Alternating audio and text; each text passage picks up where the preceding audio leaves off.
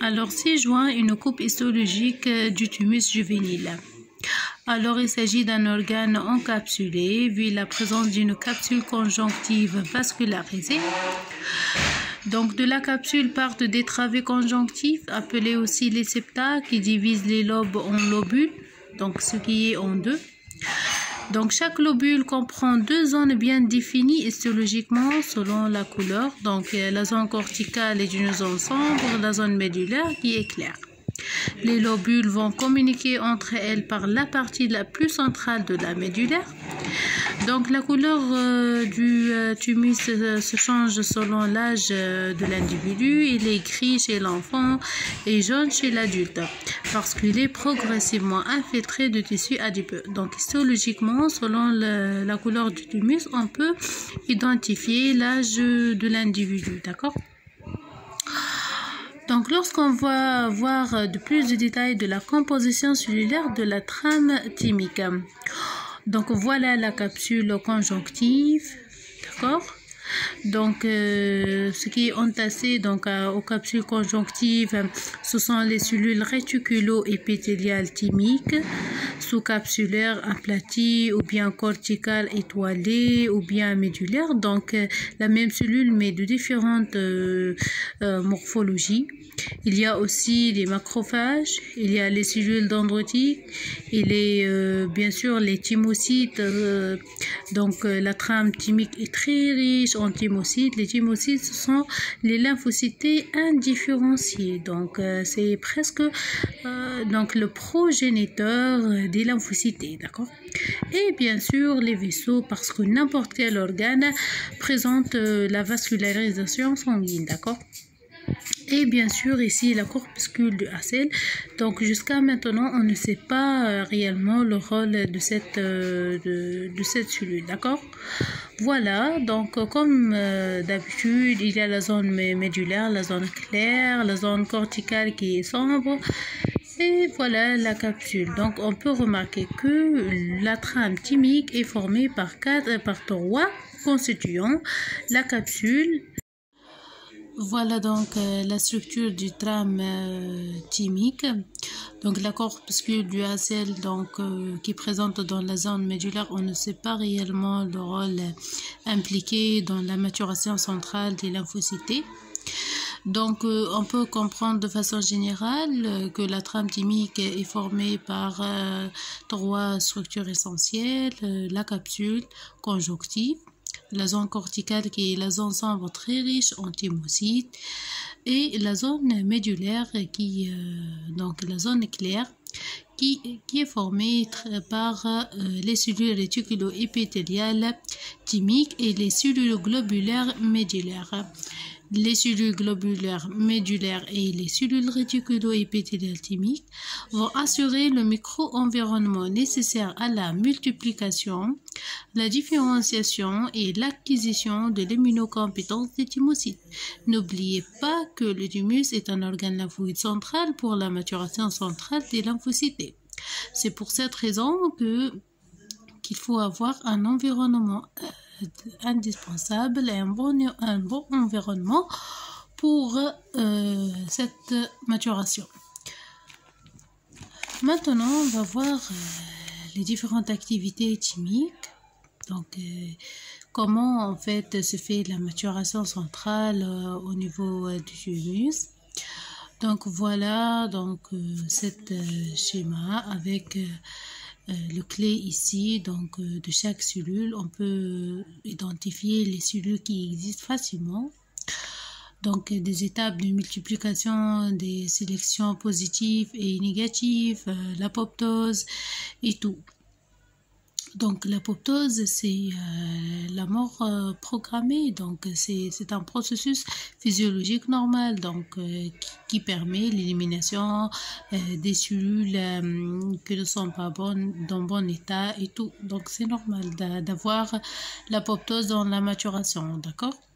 Alors, durant la maturation intrathymique, les thymocytes, qui sont les progéniteurs des lymphocytes, subissent tout d'abord une expansion clonale, c'est-à-dire la prolifération Donc, cette prolifération est double négative. Double négative, c'est-à-dire ni CD4 ni CD8.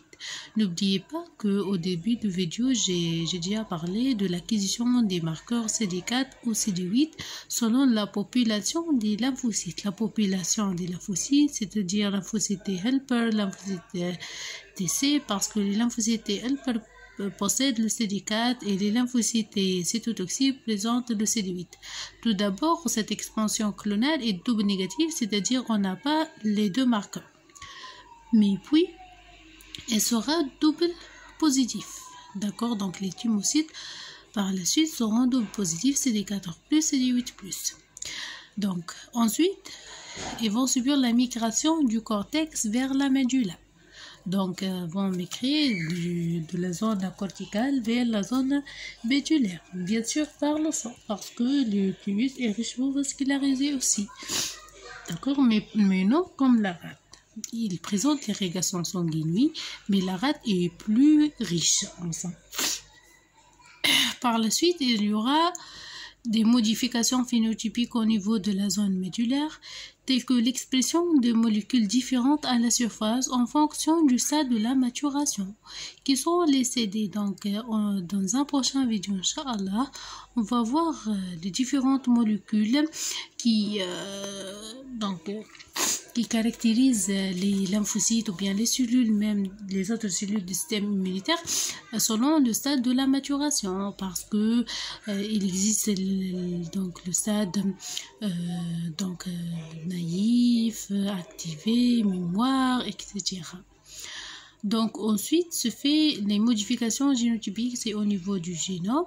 Donc le réarrangement des gènes qui codent pour les chaînes du TCR. N'oubliez pas qu'au cours de la maturation centrale, les lymphocytes vont acquérir le TCR qui est un récepteur qui les permettent de reconnaître l'antigène étranger par la suite dans les organes lymphoïdes périphériques. Donc le TCR est très indispensable, très important plutôt, dans la reconnaissance de l'antigène pour le déclenchement des réponses immunitaires.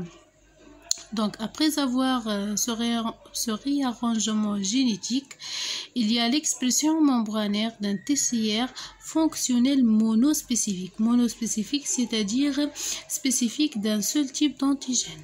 D'accord? Toujours l'immunologie est basée sur la spécificité.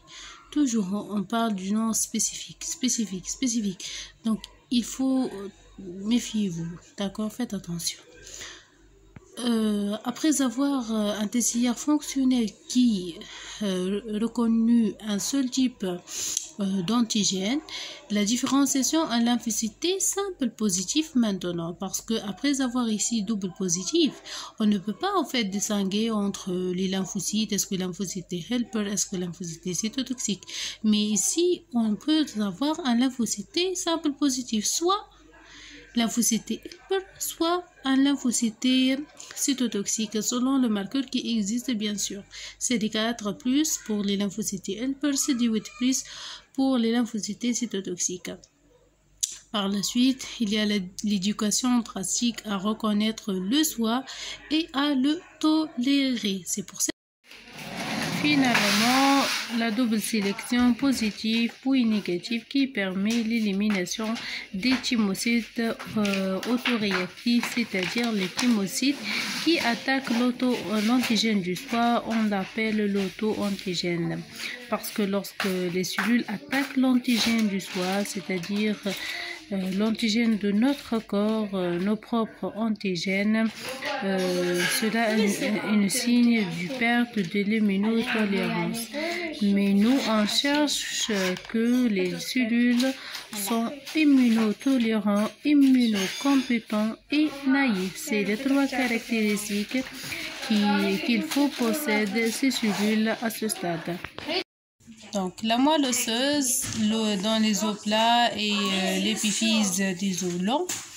L'anatomie et l'histologie. Donc, la moelle osseuse, c'est l'organe lymphoïde central pour la maturation de tous les éléments figurés du sang, non seulement donc les lymphocytes B, d'accord?